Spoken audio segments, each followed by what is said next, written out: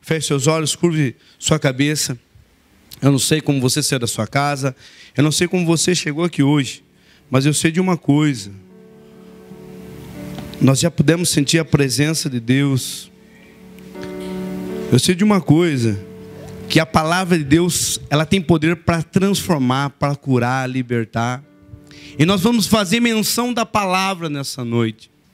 E essa palavra que transforma e muda, ela pode entrar, mas é necessário que o nosso coração esteja aberto para que isso venha acontecer, para que ela venha entrar no nosso coração e ela possa produzir frutos. Pai, no nome do Senhor Jesus, nós agradecemos ao Senhor pelo privilégio de estar aqui. Nós louvamos ao Senhor, meu Pai, pela oportunidade. Muitos gostariam de estar aqui, alguns queriam, mas não tiveram força. Mas nós estamos aqui, meu Pai. Adoramos ao Teu nome, glorificamos o Teu nome pela Tua bondade e fidelidade. Agora, de uma forma especial, fala conosco. Me usa como um canal de bênção aqui nessa noite. Me usa como uma ferramenta em Tuas mãos, meu Pai. Que não seja a minha voz, mas a voz do Teu Espírito Santo. Que não seja a minha vontade, mas a Tua vontade, em o nome de Jesus. Amém. Amém? Irmãos, como introdução, eu queria ler uma carta aqui. Como introdução da minha mensagem, daquilo que Deus colocou no meu coração, eu queria ler uma carta e queria que você ficasse bem atento. O tema é: se o amanhã não vier. Se eu soubesse que essa seria a última vez que eu veria você dormir, eu aconchegaria você mais apertado e rogaria ao Senhor que protegesse você. E se eu soubesse que essa seria a última vez que eu veria você sair pela porta, eu abraçaria, beijaria você e chamaria de volta, para abraçar e beijar mais uma vez. Se eu soubesse que essa seria a última vez que eu ouviria a sua voz em oração, eu filmaria cada gesto, cada palavra sua, para que eu pudesse ver e ouvir de novo, dia após dia. E se eu soubesse que essa seria a última vez, eu gastaria 1 minuto extra ou 2 para dizer eu te amo, ao invés de assumir que você já sabe disso. Se eu soubesse que essa seria a última vez, eu estaria ao seu lado, partilhando do seu dia, ao invés de pensar: bem, tenho certeza que outras oportunidades virão, então eu posso deixar passar esse dia. É claro que haverá um amanhã para você fazer uma revisão. E nós teríamos uma segunda chance para fazer as coisas de uma maneira correta. E é claro que haverá outro dia para dizermos um para o outro: eu te amo. E certamente uma nova chance de dizermos um para o outro: posso te ajudar em alguma coisa? Mas no caso de eu estar errado e hoje ser o último dia que temos, eu gostaria de dizer o quanto eu amo você. E espero que nunca esqueçamos disso. O dia de amanhã não está prometido para ninguém, jovem ou velho. E hoje pode ser a última chance de segurar bem apertado a mão da pessoa que você ama. Se você está esperando pelo amanhã, por que não fazer hoje? Porque se o amanhã não vier, você com certeza se arrependerá pelo resto da sua vida de não ter gasto aquele tempo extra num sorriso, num abraço, num beijo, porque você estava muito ocupado para parar aquela pessoa, aquilo que acabou sendo o último desejo que ela queria. Então, abrace o seu amado ou amada, abrace hoje, bem apertado, sussurre no ouvido deles, dizendo o quanto o ama e o quanto quer junto de você. Gaste um tempo para dizer: me desculpe, por favor, me perdoa, obrigado, ou ainda, não foi nada, está tudo bem, porque se o amanhã jamais chegar, você não terá que se arrepender pelo dia de hoje, pois o passado não volta, o futuro talvez não chegue. Essa carta foi escrita, não sei se você já teve a oportunidade de ler, foi escrita por o marido de uma aeromoça daquele voo da TAM, que o avião passou a pista lá e morreu todo mundo. E ele escreveu essa carta. E o que eu quero dizer com isso? O tema da mensagem que eu quero compartilhar com os irmãos é: não deixe para amanhã o que se pode fazer hoje. Porque nós precisamos tomar cuidado com isso. Tem 3 coisas que nós precisamos tomar cuidado com: amanhã, depois e se. Diga comigo: amanhã, depois e se. São palavras que às vezes a gente usa no dia a dia. Sim ou não, irmãos? Geralmente os homens, né? Oh, poxa, porque tudo tem que ser na hora que elas querem, não é verdade? E a gente usa. Mas nós deixamos tudo para amanhã. E aonde está o problema no amanhã? Porque onde que está o problema em deixar as coisas para amanhã? O problema é que o amanhã não existe, porque o amanhã é hoje. Amém ou não? O amanhã não existe, porque o amanhã é hoje. Mas a gente tem o hábito, a gente tem uma tendência de deixar a maioria das coisas, deixar sempre as coisas para depois, de falar algo depois, ou fazer algo depois eu faço. Ou a gente sempre acha que amanhã eu vou poder fazer, mas o amanhã pode não chegar. O amanhã pode não chegar. E se hoje for o último dia da nossa vida, eu quero viver intensamente, eu quero fazer as coisas como eu nunca fiz. A maioria de nós passamos adiando coisas da nossa vida.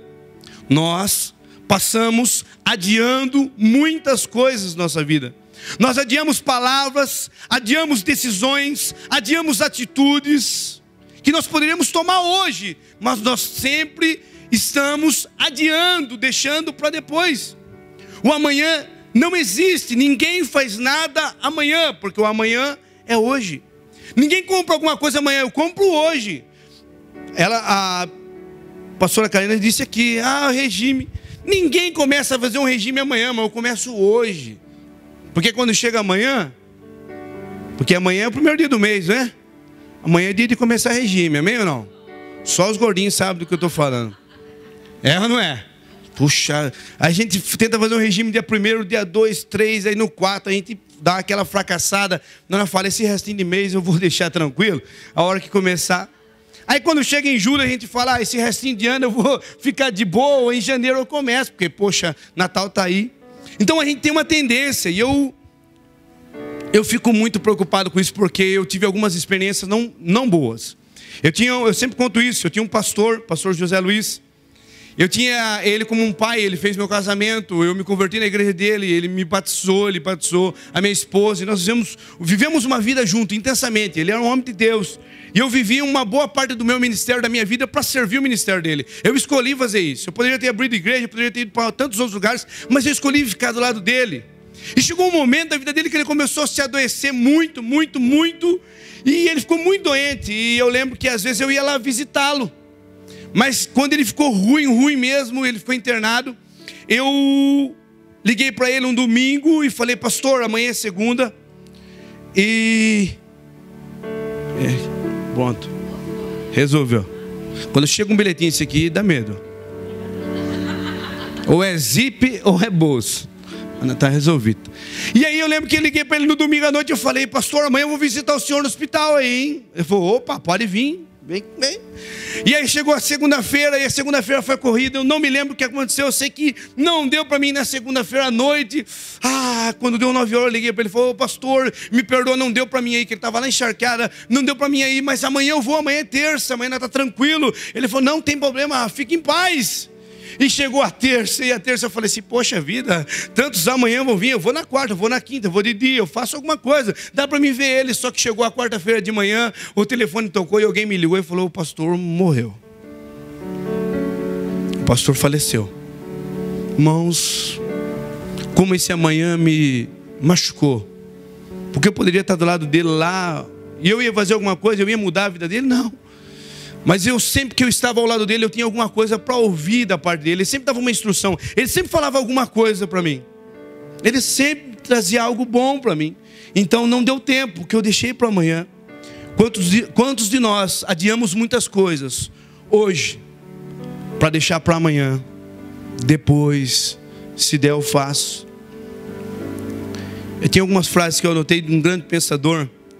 Viva a sua vida intensamente, para nunca olhar para trás e se arrepender de coisas que poderia ter feito. Porque a pior coisa que existe, meu irmão, é você lembrar de uma coisa e falar, puxa, eu poderia ter feito. Sim ou não, irmãos? É horrível isso aí. É horrível quando alguém chega assim, tem alguém convida você para uma festa, e aí você fala assim, vou, não vou, vou, não vou, vou, não vou, vou, não vou. Daí você fala, não vou, de boa. Aí chega no outro dia, alguém fala assim para o senhor, nossa, você perdeu a festa, menina sua louca. Você fala, não acredito. Mas você perdeu. Dá aquela agonia, dá aquela angústia no coração de se você poder estar lá. Mas a gente tem essa tendência. E a pior coisa que tem é se arrepender de algo que você poderia ter feito. Um outro pensador disse, viva como se fosse o último dia da sua vida, uma hora você pode acertar. Uma hora você pode acertar. A grande verdade é que as grandes oportunidades da nossa vida estão nas pequenas coisas. Porque a gente sempre deixa as coisas para depois? Porque a gente sempre acha que as grandes oportunidades, as grandes coisas vão chamar tanta atenção, vão vir de algum lado que a gente já imagina. A gente sempre é previsível, a gente sempre está esperando. A gente vem num culto como esse e fala: o tal vai cantar, são 3 hinos, a luz vai apagar. E assim, a gente sempre é previsível. A gente sempre, por isso que a gente sempre vive adiando. Mas Deus em todo tempo tem algo novo para nós. A Bíblia diz que Deus quer que nós vivamos em novidade de vida. E a Bíblia diz que hoje é o tempo, esse é o tempo oportuno. Quando que é o tempo? Hoje. Quando que é o tempo da mudança? Diga, hoje. Quando que é o tempo de eu adorar a Deus com todo o meu coração, toda a minha alma, rasgar a minha alma diante da presença do Senhor? É hoje. Hoje é o tempo. E nós precisamos aprender com as coisas simples da vida. Nós complicamos demais, nós deixamos de viver, criamos circunstâncias, fábulas, nós procuramos tantas coisas, procuramos nos apoiar em tantas coisas para justificar coisas simples. Procuramos tantas coisas que não agregam em nossa vida. Nós somos caçadores de fábulas, somos caçadores de minas, vivemos procurando tanta coisa para justificar muitas vezes aquilo que nós deixamos de fazer. Ou justificar algo que nós precisamos fazer, e a gente procura meios para se apoiar nisso, para dizer uma desculpa. Nós deixamos que o ativismo roube o valor do nosso lar, de uma amizade. Nós deixamos que o ativismo roube o valor do nosso lar, o valor de uma amizade, sim ou não, irmãos? Eu sei porque isso acontece comigo. Às vezes eu vejo pessoas que eu poderia ter ligado, que eu poderia ter abraçado, e eu falo: nossa, quanto tempo que eu não vejo essa pessoa. Quanto tempo que eu não vejo essa pessoa. Meu Deus do céu. Mas assim, a gente sempre vive adiando as coisas. O valor de um amor onde o ter é mais importante que o ser. Nós vivemos correndo, trabalhando tanto, e depois nos deparamos com cansaço, esgotamento físico e mental, e quando nos encontramos, a morte, aí já não temos tempo para mais nada. E a pior coisa que tem é você chegar num velório e você encontrar pessoas que tiveram a oportunidade de fazer por aquela pessoa e não fizeram. É triste demais, irmão. É triste demais. Mas Deus hoje traz essa palavra para mim e para você, como forma de reflexão, para que eu e você saia daqui hoje, não deixando mais nada para depois, não deixando mais nada para amanhã, e começar a olhar e valorizar as coisas que Deus tem proporcionado para nós, coisas pequenas, simples da vida. Nós precisamos entender e aprender que é nas coisas simples da vida que Deus cria as grandes oportunidades. Diga comigo assim, ó: é nas coisas simples da vida que Deus cria as grandes oportunidades. Coisas que a princípio desprezamos e que parecem ser insignificantes, mas podem mudar o curso da nossa vida. Entenda bem, vou repetir. Coisas que a princípio nós desprezamos e parece ser tão insignificante, mas podem mudar o curso das nossas vidas. As coisas simples. Eu acho que você já deve ter ouvido a historinha do monge e da vaquinha. Todos nós, quem sabe você já ouviu e recebeu um e-mail, mas é assim, é bem simples. Havia um monge e um aprendiz de monge. E aí eles visitavam aquela aldeia e eles encontraram uma família bem miserável, mas bem miserável mesmo. E aí naquela aldeia o aprendiz de monge estava aprendendo. E aí o filho daquele homem falou assim: ó, qual que é a sua renda aqui? Nós temos uma vaquinha, ela dá leite, nós vivemos, a renda nossa, ela está nessa vaquinha. Poxa, é verdade, tá. E aí eles foram embora, e no meio do caminho eles encontram a vaquinha lá. perto de um precipício. E a história diz que esse monge pega e vai bem próximo da vaquinha, perto do precipício, dá uma puxadinha dela e dá uma empurradinha na vaquinha. E a vaquinha foi pro brejo. E a vaquinha morreu. E o aprendiz de monge ficou doido da vida. Falou, poxa, essa vaca é a única fonte de renda. Essa vaca é da onde que eles tiram o sustento da família. E ele ficou bravo com o monge. E o monge falou, calma, fica tranquilo. E a história diz que eles continuaram.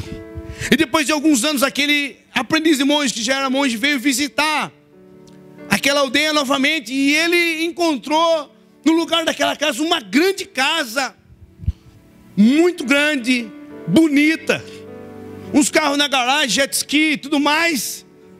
E ele falou assim, poxa, eu passei alguns anos aqui, eu passei por aqui, eu vi, morava uma família. O rapaz falou, não, é minha família, é meu pai mora aqui, minha família aqui.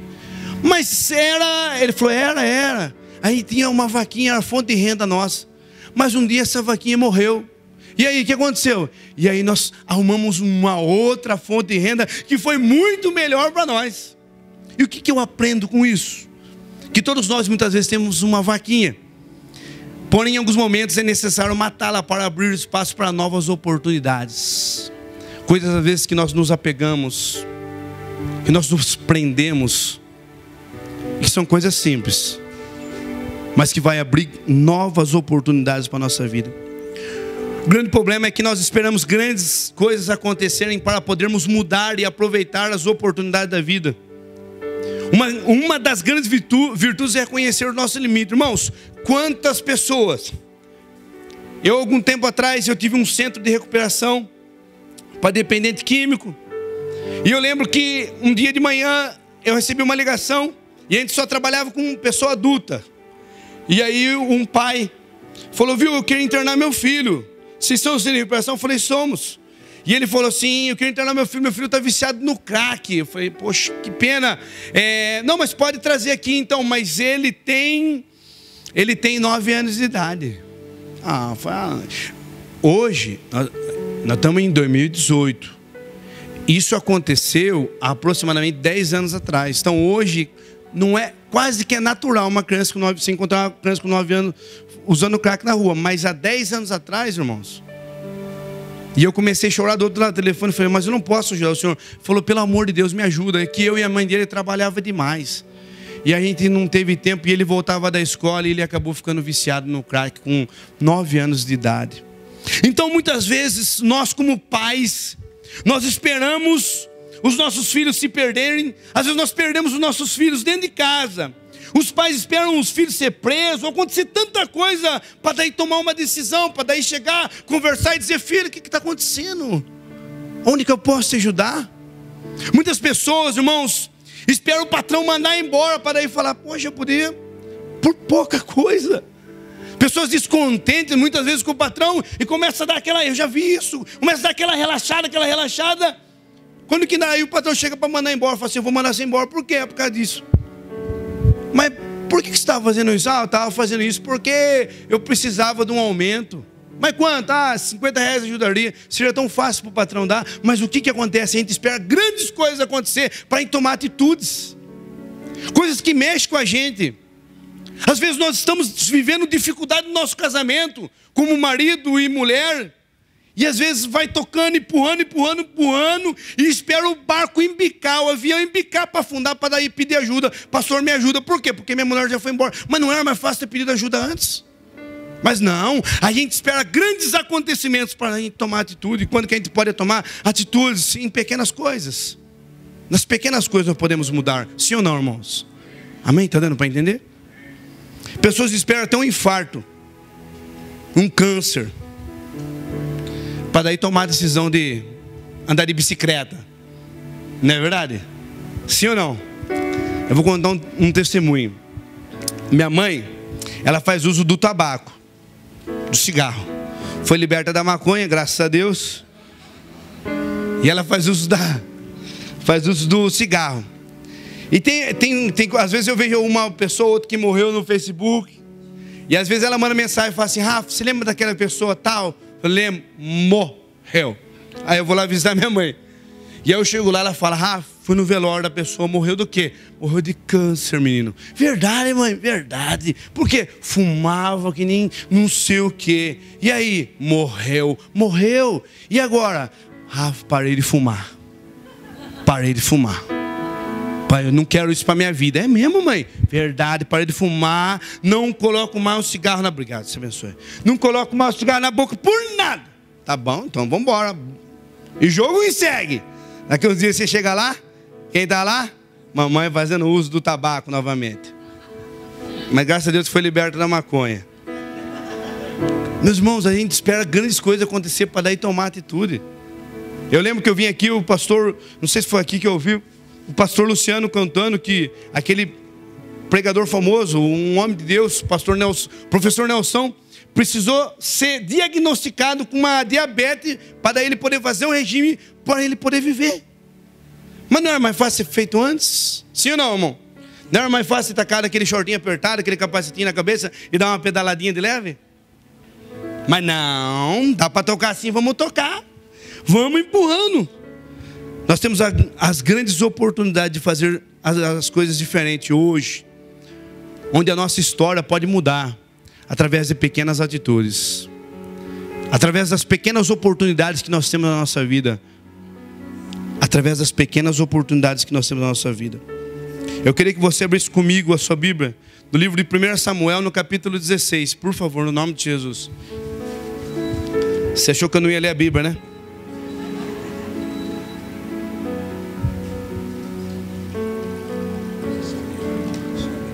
Não, tem que ir gelado, tipo neve.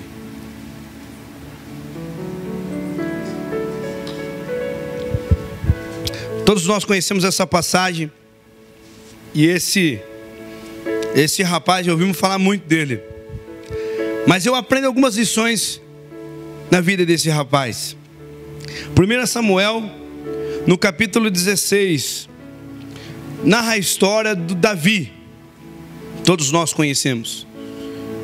E para a gente dar uma resumida, a partir do versículo 7, diz assim, ó: mas o Senhor disse a Samuel: não olhes para o seu aspecto, nem para a grandeza de sua estatura, porque eu o desprezei.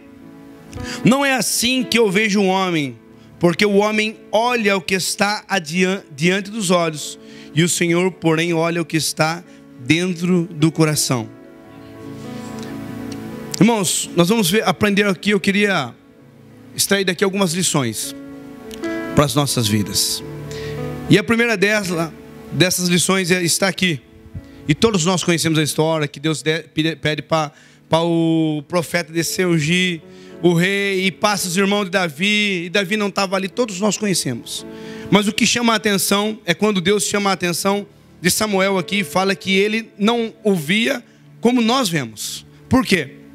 Porque nós temos uma tendência em olhar para a pessoa, ou olhar para alguém, ou olhar para alguma coisa e valorizar diante do aspecto da pessoa. Sim ou não, irmãos?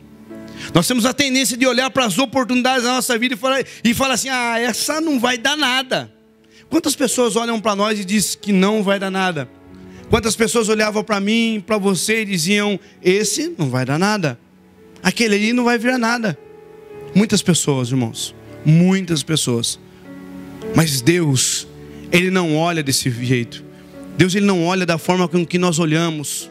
Então as oportunidades que Deus coloca na nossa vida, muitas vezes nós temos desprezado. Mas Deus quer que nós começamos a olhar com os olhos de Deus, como Ele vê. E como que eu vou fazer isso, pastor? Você tem que começar a pedir para Deus, falar: Senhor, me ajuda a entender nas pequenas coisas, nas pequenas oportunidades. Uma vez eu ouvi algo, sempre acontecia às vezes, de a gente sair de carro e no meio do caminho alguém dizia assim: ó, esqueci tal coisa.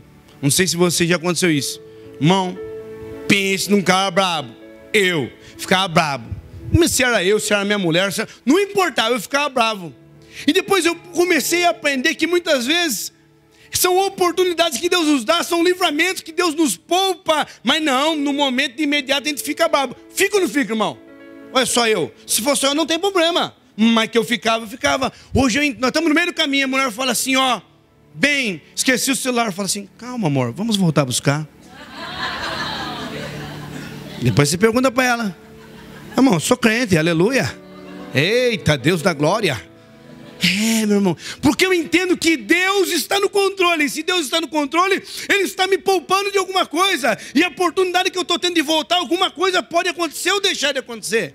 Porque Deus, Ele está no controle de tudo. E eu vejo como Deus não vê.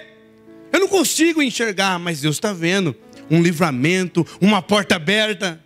Essas coisas que nós precisamos entender, amém ou não? Mas não, é o Satanás, que o Satanás fez esquecer a chave. Irmão, pelo amor de Deus, vamos entender que é Deus, amém ou não? Aleluia. Bom, e nós prosseguimos, e no versículo de número 8 diz, então Jessé chamou Abinabe e fez passar diante de Samuel, e o Senhor também não escolheu. Mas no versículo 11, disse assim, ó, e Samuel disse a Jessé, esses são todos os rapazes. Esses são todos os rapazes. E ele disse, falta ainda o menor, que agora está apacentando as ovelhas. E Samuel disse a Jessé, manda trazê-lo, porque não nos sentaremos até que ele venha aqui. O que eu aprendo aqui no versículo 11? Eu aprendo que Deus só usa quem está trabalhando, amém? Deus só usa, Deus só tem compromisso com quem tem compromisso com Ele. Deus só vai usar quem estiver em movimento. Mas às vezes a gente está parado e fala assim, eu vou esperar a oportunidade vir. Irmão, pode ser que ela não chegue. Se chegar, aleluia. Mas se ela não chegar, levanta e vai atrás da oportunidade. Amém ou não? Quantas pessoas eu vendo passa uma, passa duas, passa três. Não, Deus vai preparar. Aí quer que a gente ore e fale, conta 25 dias. Que jeito que você vai contar 25 dias? For contar dia, é isso que te digo, servo. 30 dias. Você ficar mais 30 dias sem salário. Porque não tem o que fazer. Deus só tem compromisso com quem tem compromisso com Ele. Deus só usa quem está trabalhando. Amém ou não? E aí nós continuamos. E no versículo 13 diz assim, então Samuel tomou o vaso de azeite e ungiu no meio dos seus irmãos. E naquele dia, diante o Espírito do Senhor se apoderou de Davi. Eita Deus. Olha só que bênção, irmão. O Espírito Santo, nesse momento, se apoderou de Davi. Agora, ele era apacentador de ovelhas, cheio do Espírito Santo. E o que isso mudou na vida dele? Diga comigo, nada. Fala nada. Mudou nada, porque a vida continuou. E no versículo 18 diz assim, ó.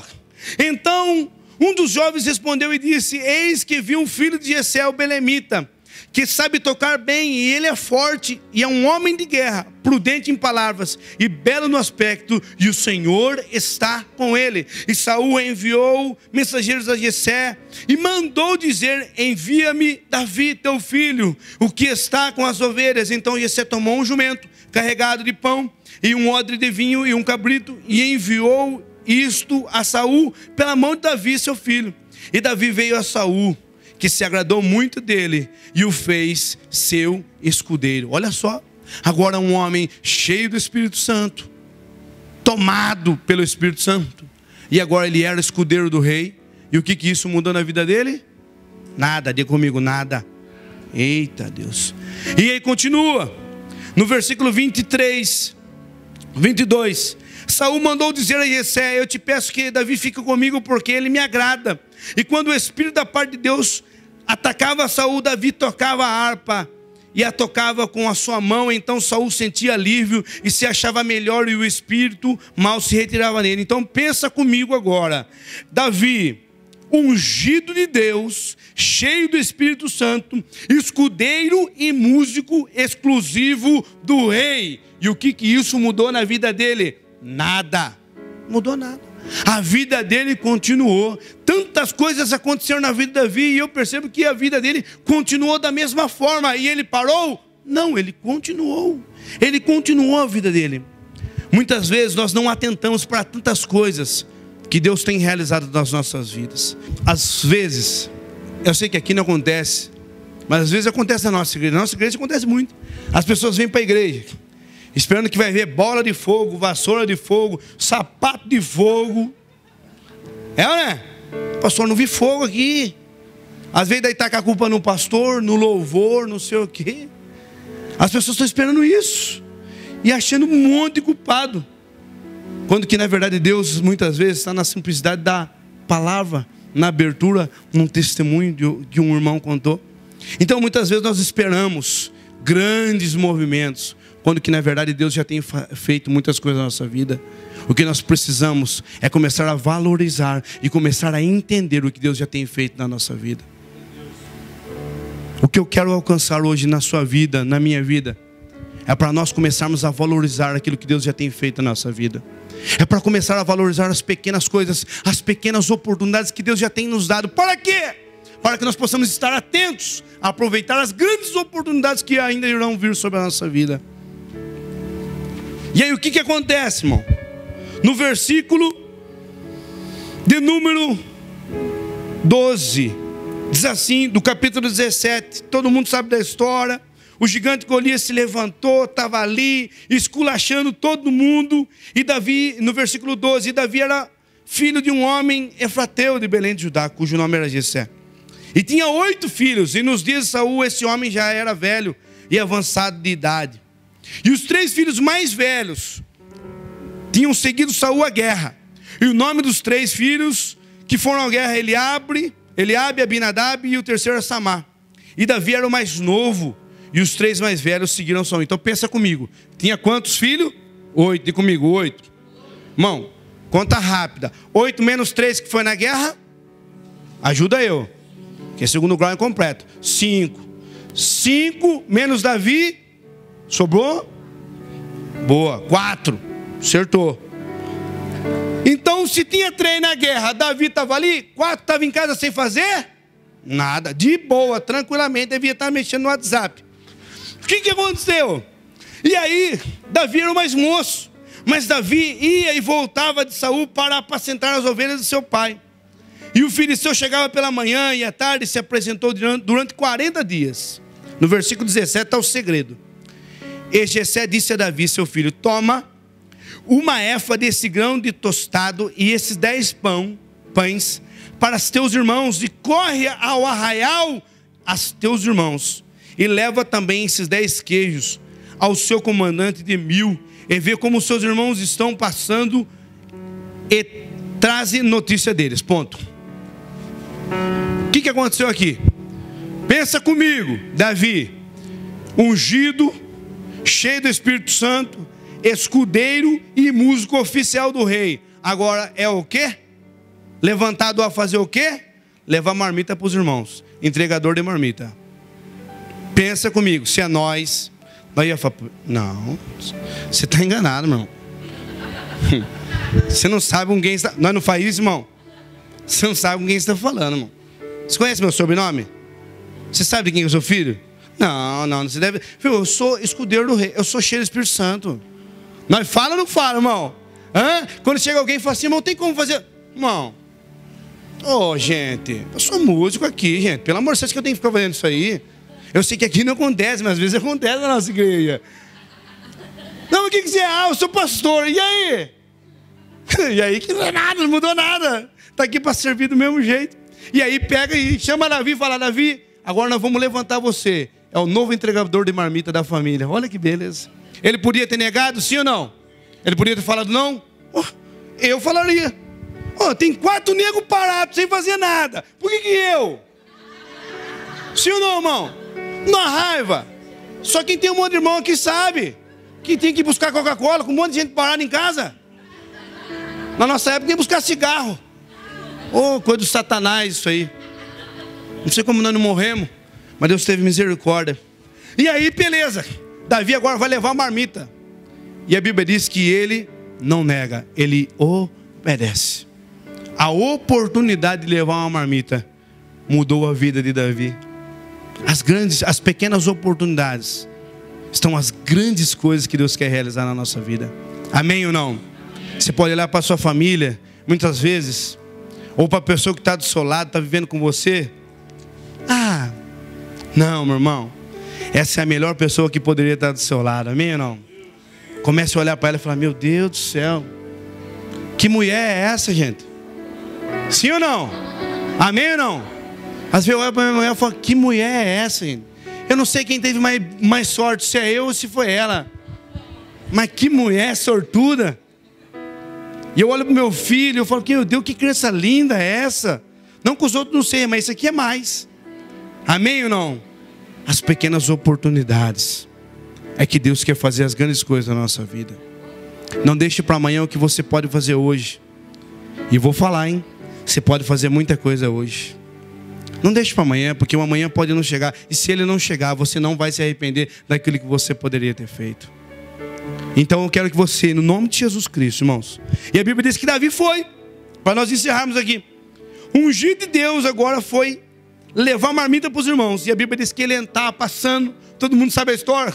E ele escutou aquele gigante açoitando e falando, esculachando os irmãos dele. E ele falou: não, e pai, ele comprou a briga e ele foi para cima.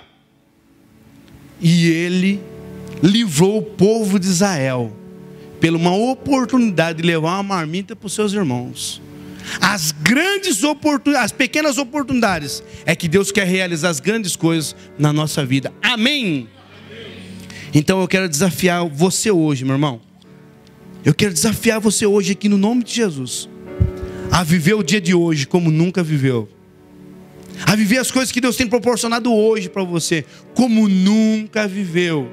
Aproveitá-las intensamente, amar as pessoas que estão do seu lado, fazer as coisas de Deus com amor, carinho e dedicação. Porque é nessas oportunidades, na oportunidade de abrir a porta para alguém, na oportunidade de dar um abraço em alguém, na oportunidade de falar assim: Deus te abençoe, é que Deus vai realizar as grandes coisas na sua vida. Você pode mudar a vida de alguém com Deus te abençoe, com muito obrigado, com eu te amo no nome de Jesus, ou eu te amo, ou dizer como você é importante para mim. As pequenas oportunidades, Deus quer realizar as grandes coisas na nossa vida. Nós estamos aqui hoje, daqui a pouco nós vamos embora. E é lá que o bicho vai pegar. É em casa, é no trabalho, é lá que nós vamos ter que ir. E eu quero desafiar você a começar a enxergar a vida de uma outra forma. Aproveitar. Irmãos, eu estou vivendo um tempo da minha vida muito especial. E eu fui num acampamento, o Iago também foi, e eu fui com alguns irmãos da igreja, em que mudou a minha vida. Não é um acampamento, não é um encontro com Deus, não é nada, mas isso mudou a minha vida. Trouxe muita reflexão para o meu coração. E hoje, e antes, às vezes eu estava em casa, meu filho falava assim: ó, pai, vamos. Meu filho gosta muito de rua, de andar de bicicleta, de brincar de bola. E eles falavam: ah, filho, depois não vai. Depois não vai, depois não vai.